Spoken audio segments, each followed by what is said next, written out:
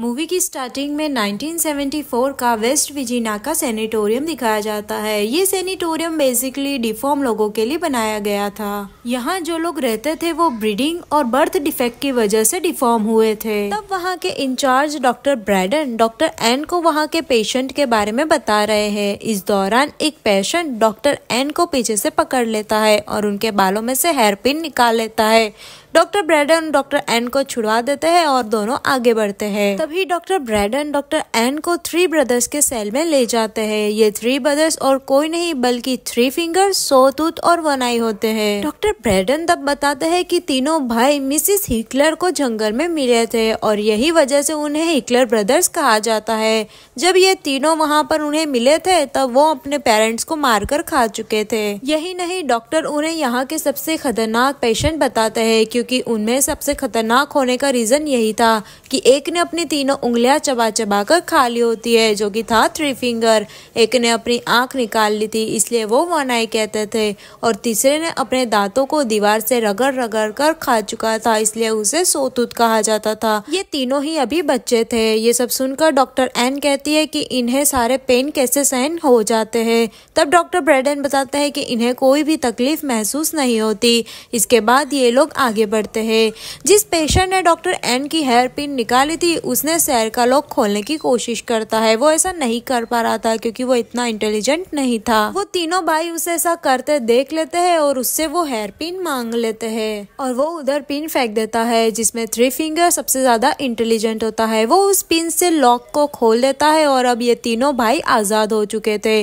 वो security guard को मारकर कंट्रोल रूम में जाकर सेल्स को खोल देते हैं और सारे पेशेंट बाहर निकल जाते हैं, जिससे अब हॉस्पिटल पागल खाना बन चुका था। वो तीनों डॉक्टर एन को पकड़ लेते हैं और उसे इलेक्ट्रिक शॉक देते हैं और तब तक उसे शॉक देते हैं जब तक डॉक्टर एन का दिमाग पककर फट नहीं जाता। और अब वो डॉक्टर ब्रैडन को भी पकड़ लेते हैं और उसे अब वो बांध लेते हैं और बड़ी ही बेरहमी से मार देते हैं।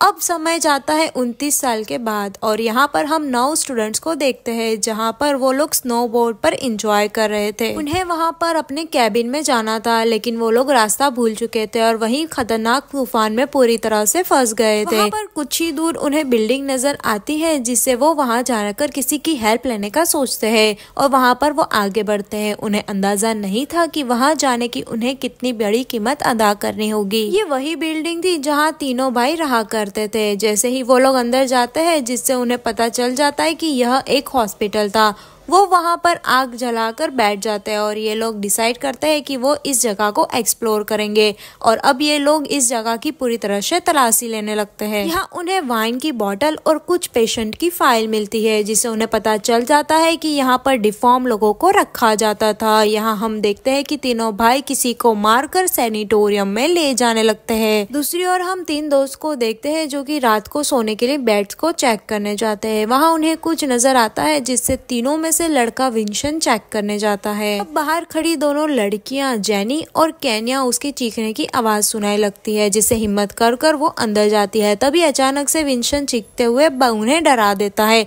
इट मीन्स कि वो प्रैंक कर रहा था, जिससे दोनों उससे नाराज होकर वहाँ से चली जाती है। तभी 1 आई उनका पीछा कर रहा होता है। यहाँ विंशन अकेला ही जनरेटर देखने चले जाता है और उसे जनरेटर मिल भी जाता है। वो उसे ऑन कर देता है और अब सारे अमेरिकन मूड में थे पार्टी करने के और ये लोग पार्टी कर रहे थे। ये लोग जमकर पार्टी कर रहे थे लेकिन इस बात से अनजान थे कि उन्हें कोई देख रहा है। यहाँ ये लोग पार्टी करते करते ऐसी जगह पर आ जाते हैं जहाँ उन्हें एक कैमरा रोल मिलता है। डैनियल उसे फिल्म के प्रोजेक्टर में डालकर उसे चालू कर देता है जिसमें दिखाया जा रहा था कि उन तीनों ब्रदर्स पर कुछ ज्यादा ही टेस्ट किए जा रहे थे। तब लॉरेन कहती है कि उसके भाई ने उन्हें 3 ब्रदर की कहानियां सुनाई है। वो लोग बड़े ही खतरनाक थे और वो लोगों को मारकर खा जाते थे, लेकिन किसी को भी इसकी बात पर यकीन नहीं होता और सारे लोग सोने के लिए चले जाते हैं। अब ये लोग सब अपने अपने कमरों में सोने लगते हैं लेकिन विंशन को नींद नहीं आती और वो अकेला ही बाहर टहलना शुरू कर देता है। वहाँ वो सामने देखता है कि कोई वहाँ पर खड़ा था जिनके कैबिन में उन्हें जाना था। वहीं पास में वो जाकर देखता है तब वो मर चुका था। वो कुछ समझ पाता तभी सॉटूथ आयरन की रॉड उसके सर में घुसा देता है। दूसरी ओर सुबह हो जाती है लेकिन तूफान तूफान अभी तक नहीं रुका था, जिससे सब वहीं रहने का फैसला करते हैं। यहाँ विंगशन अभी तक नहीं मिला था, जिससे जोना उसके बारे में सबसे पूछती है, लेकिन किसी ने भी उसको नहीं देखा था। साथ ही यहाँ पर सभी लोगों का सामान गायब हो चुका था। ये सब सोचते हैं कि शायद इस बार भी विंगशन उनके साथ प्रैंक कर रहा है। सब लोग उसे ढूंढना शुरू कर देते हैं, जिसमें से 4 दोस्त बेसमेंट में जाते हैं। वहाँ उनको केज दिखाई देता है, जिसमें बहुत सारे औजार और हथियार रखे हुए थे। आगे बढ़ते उन्हें बहुत सारे केज मिलते हैं, जहाँ पेशेंट को रखा जाता था। वहाँ आगे बढ़ते हैं तब उन्हें बहुत सारे खून नजर आते हैं, जिससे वो लोग डर जाते हैं। अब वो लोग जल्दी विंगशन को ढूंढने का फैसला करते हैं और सभी लोग अलग दिशा में जाकर उसे ढूंढते हैं। तभी जैना किचन में चली जाती है, जहाँ वो देखती है कि सोतूत विंगशन के टुकड़े कर रहा था और 3 फिंगर सोतूत को वहां से ले जाता है, जिससे जैना वहां से मौका देखते हुए भागकर उसके दोस्तों के पास चली जाती है। वो उसके दोस्तों को बताने की कोशिश करती है, तभी वहां पर कुछ आकर गिरता है। केन्या उसे चेक करने आगे बढ़ती है, तभी उन्हें विंगशन का कटा हुआ सर दिखता है। अभी ये सब लोग संभले भी नहीं थे कि तीनों भाई बालकनी से एक वायर को कैली के गले में लटकाकर उसे खींचने की कोशिश करते हैं। तभी कायल उसे पैर पकड़कर उसे नीचे लाने की कोशिश करता है और वो खून से पूरा भीग चुका था।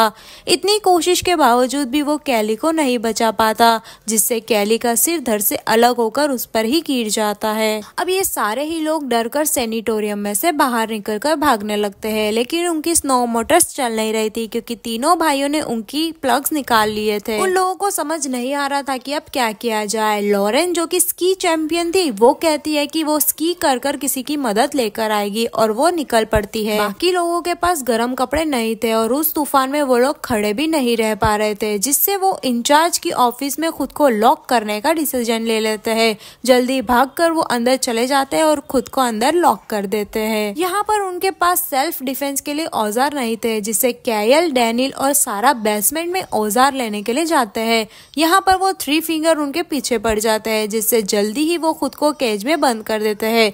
जब 3 फिंगर वहाँ से चला जाता है, तब वो बहुत सारे हथियार लेकर वहाँ से भाग जाते हैं। यहाँ दूसरी ओर वन आई ऑफिस के दरवाजे पर होल कर केन्या को पकड़ लेता है। ब्रिगेड वहाँ पर ब्लेड लेकर वन आई को मारने लगती है, जिससे वो केन्या को छोड़ देता है। यहाँ पर ये लोग हथियार लेकर बेसमेंट में से भाग रहे थे, लेकिन लास्ट में डैनियल होता है। सोतूत डैनियल को पकड़ लेता है और किचन में ले जाकर उसे बांध देता है। कायल और सारा वापस आकर देखते हैं, तब उन्हें पीछे डैनियल नहीं नजर आता। यहाँ वो तीनों भाई उसे जिंदा ही काट रहे थे, जिसकी चीखें सुनकर ये सारे लोग बहुत ही डर रहे थे। बहुत सारी बहस के बाद वो लोग उसे बचाने के लिए निकल जाते हैं। यहाँ पर कायल देखता है कि वो तीनों भाइयों ने डैनियल की मसल्स को काट कर तेल में फ्राई कर खा रहे थे। डैनियल उनके चंगुल से बच ना सका। अब ये सारे ही लोग डिसाइड करते हैं कि ये सब मिलकर वो तीनों भाइयों को ट्रैप में फंसाएंगे और प्लान के मुताबिक वो उस पर अटैक कर तीनों भाइयों को सेल में बंद कर देते हैं। कायल उनको जिंदा जलाकर मारने का फैसला कर देता है, लेकिन केन्या उसे ऐसा करने को मना करती है। उससे उस पर रहम आ गया था, इसलिए कायल उसे वहाँ पर पहरा देने को बोलती है। बाकी सारे लोग सोने के लिए चले जाते हैं। यहाँ बदकिस्मती से 29 साल पहले जिस जेल में वो लोग बंद हो चुके थे, वही जेल में वो वापस से बंद हुए थे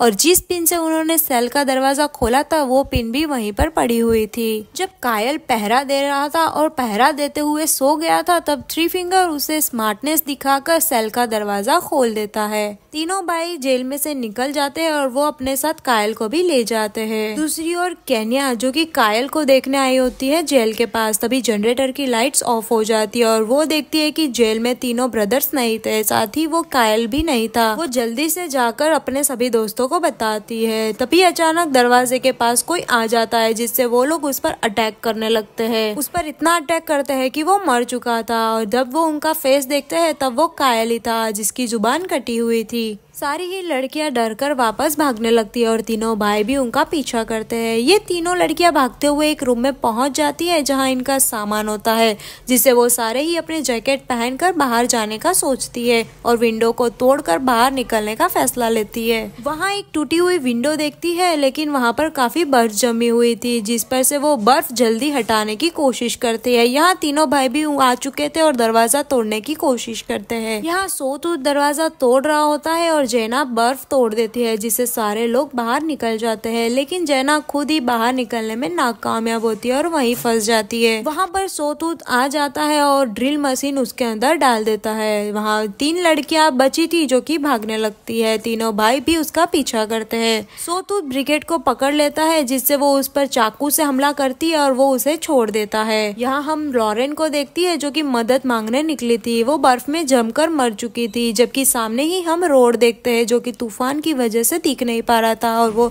स्की पर वेट करते हुए ही मर चुकी थी। अब सिर्फ सारा और कैन्याली बचे हुए थे और वो लोग प्लान बनाते हैं और प्लान के मुताबिक सोतूत आता है, तभी पीछे से सारा वार कर उसे गिरा देती है और स्नो मोटर पर वो लोग निकल जाते हैं। जिंदा बचने की खुशी उन्हें इतनी होती है कि वहाँ पड़ी वायर्स को वो देखती नहीं और दोनों का सिर ही दर्द से अलग हो जाता है और 3 फिंगर यहाँ पर उनका सिर उठाकर ले जाता है। तो कैसी लगी आपको रॉन्ग टर्न 4 की कहानी, हमें कमेंट करके जरूर बताएं। साथ ही चैनल को सब्सक्राइब कर दे, वीडियो को लाइक कर दे, शेयर कर दे और कमेंट करना ना भूले। मिलता है नेक्स्ट वीडियो में, तब तक के लिए बाय बाय।